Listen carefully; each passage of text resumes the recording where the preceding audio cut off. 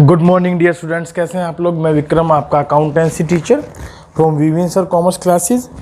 आज हम लोग स्टार्ट करने जा रहे हैं chapter number 7 issue of shares. Book रहेगी DK गोयल सर की जो है हमारी बुक हम यूज करने वाले हैं, APC पब्लिकेशन। मेरी रिक्वेस्ट है कि आप लोग जब इस वीडियो को देखें तो अपनी बुक को साथ लेकर बैठें।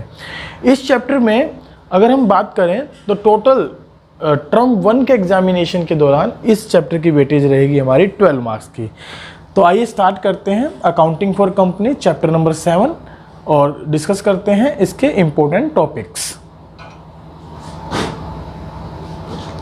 चलिए, चैप्टर का नाम है हमारा accounting for companies issue of shares और टोटल वेटेज रहेगी इस चैप्टर की 12 मार्क्स की टर्म 1 एग्जामिनेशन में।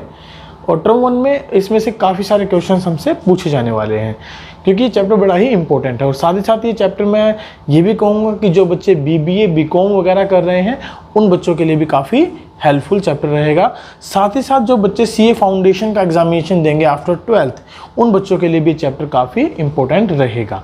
तो ओवरऑल ये चैप्टर सभी क्लासेस के लिए एक इम्पॉर्टेंट चैप्टर है, तो ध्यान से इस चैप्टर को समझिएगा, अपने नोट्स बनाइएगा और चैप्टर को वीडियो को देखते हैं तो अपनी बुक को अपने साथ रखिएगा, नोटबुक पेन वगैरह साथ रखिएगा ताकि ज़रूरत पड़ने पर इंपॉर्टेंट पॉइंट्स आप नोट कर सकें। अगर इस चैप्टर में बात करें तो लर्निंग ऑब्जेक्टिव्स हमारे पास क्या है, यानी कि इस चैप्टर को पढ़ने के बाद आप क्या चीज़ें समझ पाएंगे। तो उसमें सबसे पहले आप समझेंगे meaning of and characteristics of a company. उसके बाद हम बात करेंगे काइंड्स ऑफ कंपनी के बारे में। उसके बाद हम बात करेंगे meaning, nature and types of shares के बारे में। देन हम बात करेंगे difference between preference share and equity shares के बारे में। उसके बाद हम बात करेंगे meaning, nature and types of share capital के बारे में। और फिर हम बात करेंगे presentation of share capital in the companies balance sheet. Right, धीरे धीरे करके हम ये सारे टॉपिक्स जो हैं कवर करते हुए चलेंगे।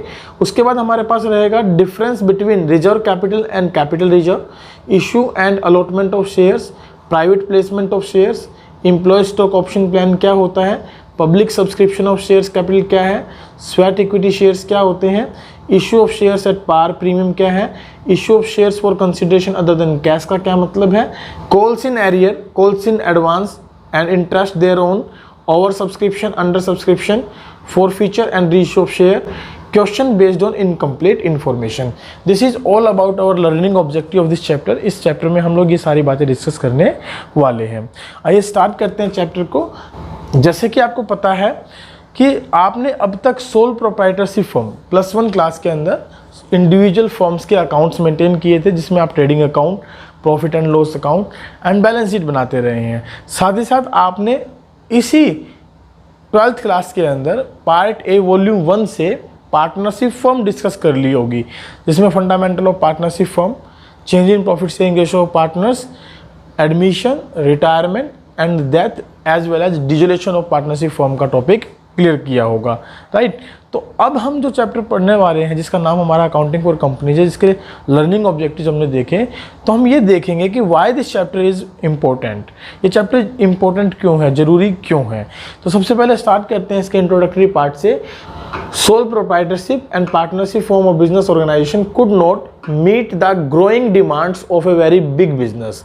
जैसे जैसे बिजनेस बढ़ते हैं तो उनकी ग्रोइंग डिमांड्स को ये फुलफिल नहीं कर पा रहे थे। यहाँ ग्रोइंग डिमांड्स का बेसिक मतलब है कि भाई इन ऑर्गेनाइजेशन के दौरान जब हम इनको यूज कर रहे थे या इनके अकाउंट्स मेंटेन कर रहे थे, हमने देखा कि लिमिटेड कैपिटल होती है, इनका लिमिटेड मैनेजर एबिलिटी होती है, लाइबिलिटी भी इनकी कैसी होती है, अनलिमिटेड, और बहुत सारे इनके अंदर हमने देखे क्या ड्रॉबैक्स। राइट, तो due two of their limited manager ability, unlimited liability and other drawbacks, इसकी वजह से हमने इन ऑर्गेनाइजेशंस को थोड़ा सा आगे इंक्रीज किया और हमारे माइंड में कंसेप्ट आया कि हम कंपनी स्टार्ट करेंगे। So therefore a company form of organisation come into existence to do away with the defects of sole proprietorship and partnership form of business organisation. यानी इनकी जो ड्रॉबैक्स हैं उनको दूर करने के लिए कंपनी को हमने क्या किया, इंट्रोड्यूस किया।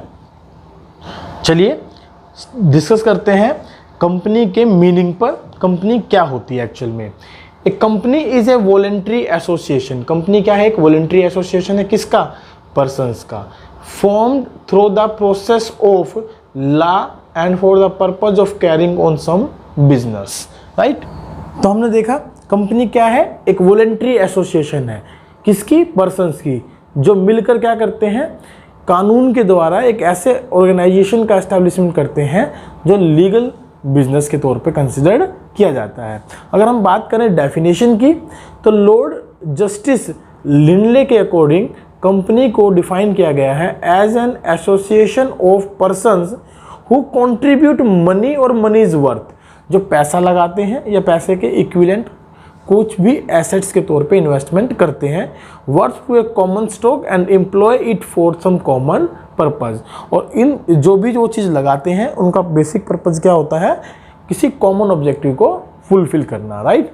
और इसके अलावा अगर हम बात करें प्रोफेसर हैने के अकॉर्डिंग, सो कंपनी क्या है? Is an artificial person created by law having separate legal entity with A perpetual succession and a common seal.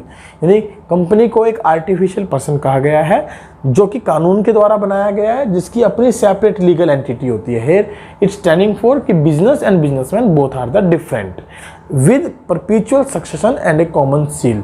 Perpetual succession का मतलब है here it doesn't matter whether peoples में come peoples में गो, weather जो persons होते हैं, members होते हैं कंपनी के, शेयर होल्डर्स जिन्हें हम बोलते हैं, वो चाहे अगर मान लो मर भी जाएं या पागल हो जाएं, दिवालिया हो जाएं, तो भी कंपनी के एग्जिस्टेंस पर इसका कोई प्रभाव नहीं पड़ेगा। उसे हम बोलते हैं perpetual succession. Common seal here standing for a rubber stamp.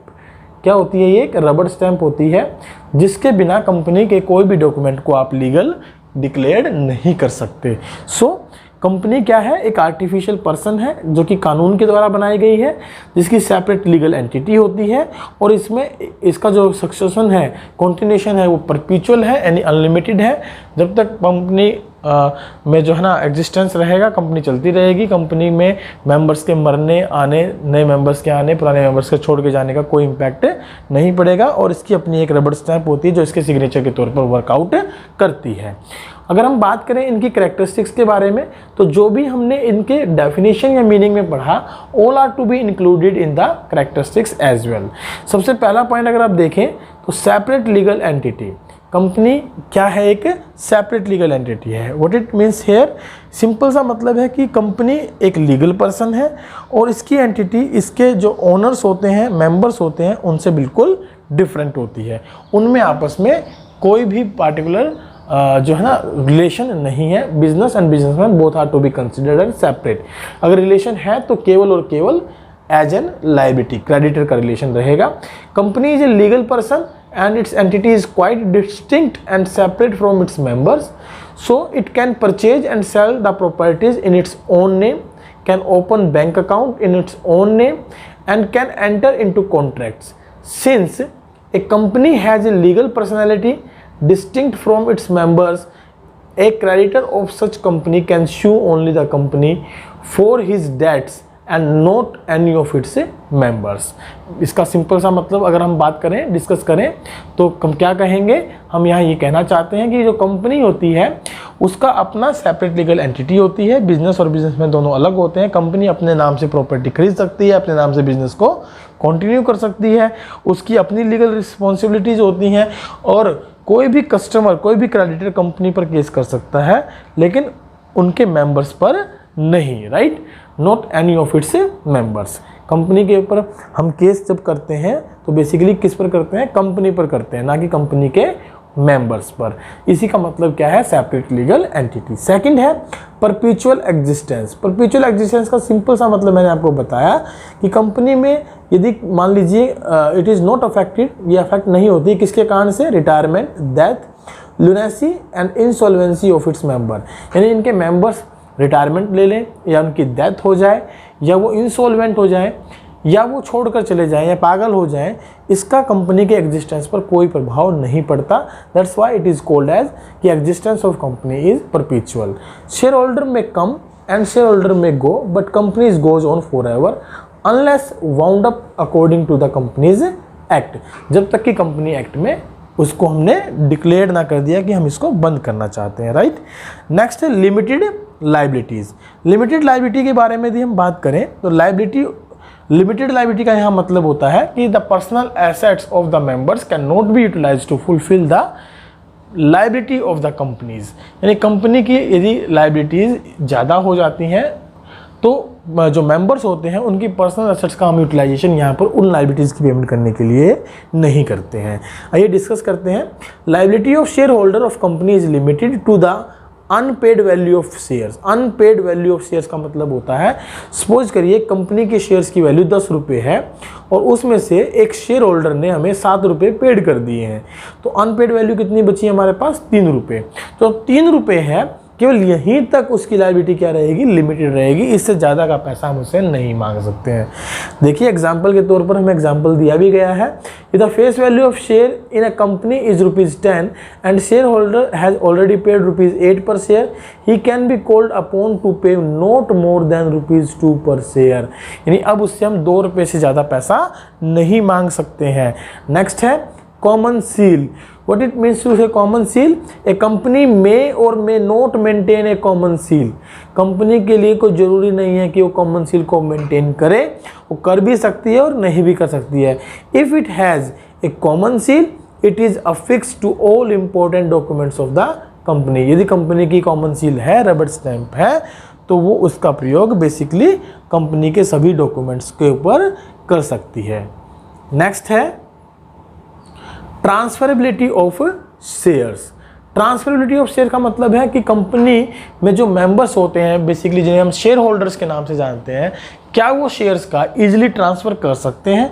जी हाँ, अगर आंसर हम देखें तो वो कर सकते हैं। The capital of company is divided into parts called shares and these shares are freely transferable subject to certain condition। Sir यहाँ ट्रांसफरेबल का मतलब फिर से बताएं एक बार। देखिए, अगर आपने किसी कंपनी के शेयर्स खरीद लिए हैं तो क्या उन शेयर्स को आप किसी दूसरे व्यक्ति को बेच सकते हैं?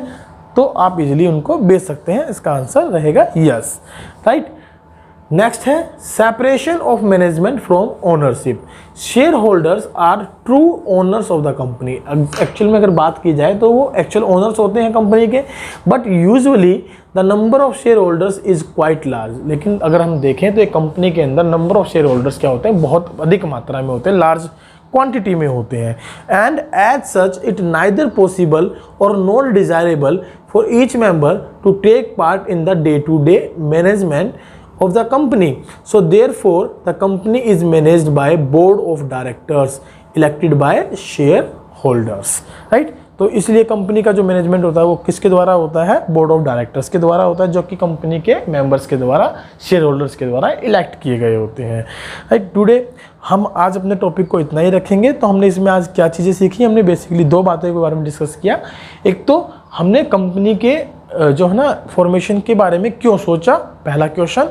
दूसरा हमने कंपनी का मीनिंग क्या है, डेफिनेशन क्या है। तीसरा हमने देखा what are the various characteristics of a company. So आज की क्लास को हम यही वाइंड अप करते हैं। कंटिन्यूशन के लिए हमसे जुड़े रहिए, चैनल को कंटिन्यूसली सब्सक्राइब करिए। इस चैप्टर को हम अपनी बुक से कंप्लीट तौर पर कंप्लीट करेंगे, राइट। और नेक्स्ट जो टॉपिक हम डिस्कस करेंगे अपनी क्लास में, that will be regarding two kinds of companies.